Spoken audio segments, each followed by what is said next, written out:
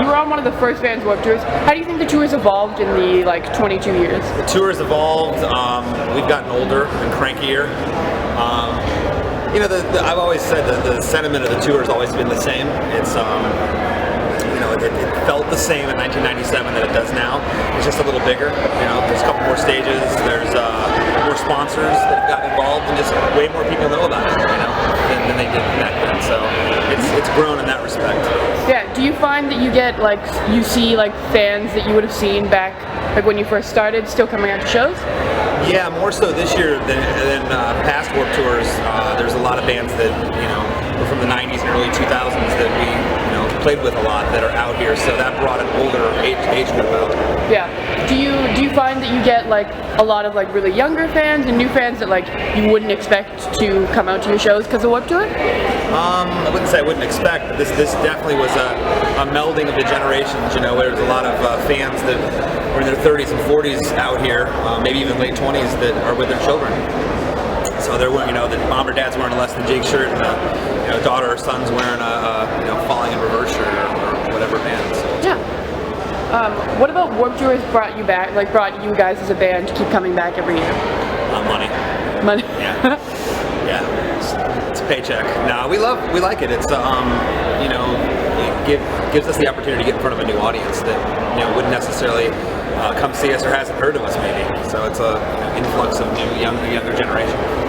Yeah, you guys are one of the bands that have been around for a good amount of years. Do you have any advice for the younger bands trying to get on Warped Tour or walking the line, trying to get people to just check them out? Yeah, just write good songs and don't suck. Work hard and find like-minded individuals that share your vision. Because if you don't, you'll start going through band members like underwear. Or at least my band goes through underwear. Do you think bands, kids these days, just want to play so they can be the next Justin Bieber or super famous, and it affects people that are similar to you guys that wanted to do that for not maybe necessarily money? It just kind of. I don't think so. I think if you do it for money and you're great, good for you. If you do it for money and you suck, you won't be around for long. So it funnels all the garbage out. It'll work itself out. I don't have much control over that. I wish I did. And this year, your stage and everything has a bit of a concept for the election.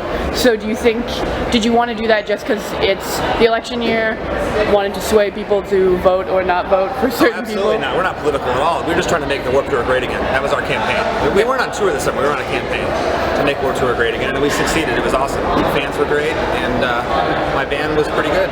They only had 3 bad shows. It was all my fault. Do you find that your specific kind of genre is either kind of coming back really strong, or it's just stayed with some of the bands that started when you were first starting? I mean, when we first started, the bands that were around that we were playing with, a lot of them aren't around, and we got pigeonholed too. Oh, you're a ska band, or you're a punk band, or yeah, but we have horns, and so we never really played into the tags or whatever. We were just a band.